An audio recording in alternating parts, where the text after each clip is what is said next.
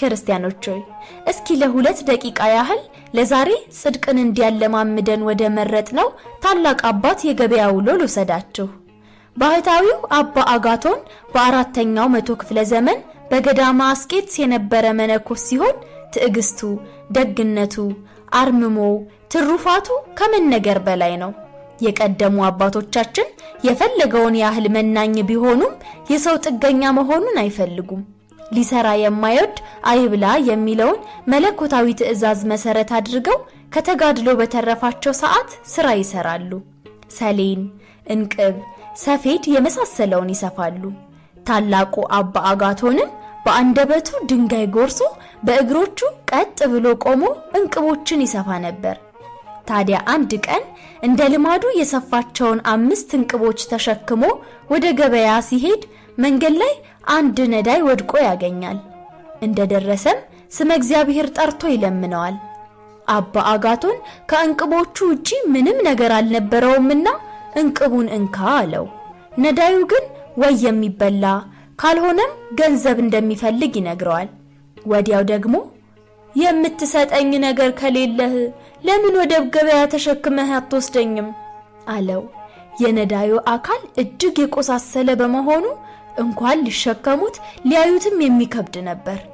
ጻድቁ ግን ደስ እያለው ያለማመንታት አንስቶ ተሸከመው። ከረጅም መንገድ በኋላም ከገበያ በመድረሳቸው አውርዶ ከጎኑ አስቀመጠው። ያ ነዳይ አላፊ አግዳሚውን ሁሉ ቢለምንም የሚዘክረው አጣ። አባ አጋቶን አንዷን እንቅብ ሲሸጥ ስጠኝ ይለዋል፣ ጻድቁም ይሰጠዋል። እንዲህ ስጠኝ እያለ የ5ቱንም እንቅቦች ዋጋ ያ ነዳይ ወሰደበት። አባ አጋቶን ግን ምንም ቂጣ ባይገዛ በሆነው ነገር አልተከፋምና ሊሄድ ሲነሳ ነዳዩ ወደ ቦታ የተሸክመህ መልሰኝ አለው።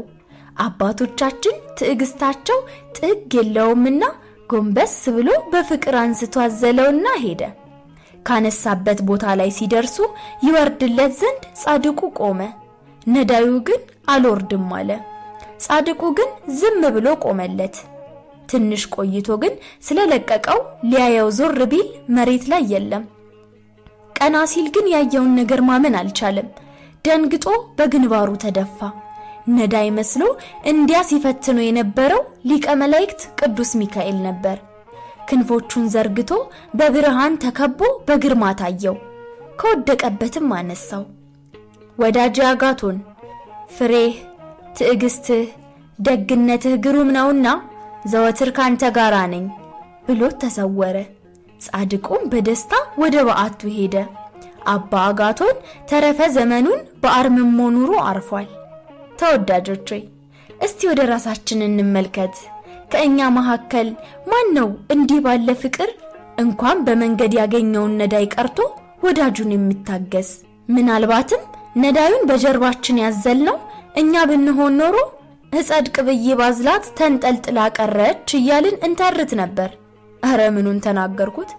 እኛ እንኳን ልናዝለው ቀርቶ አጠገቡም ለመቆም እንጠየፋለን። ወንድሜ እንለግስ ይሆናል፣ ነገር ግን ዘሩን ፈትሸን ነው።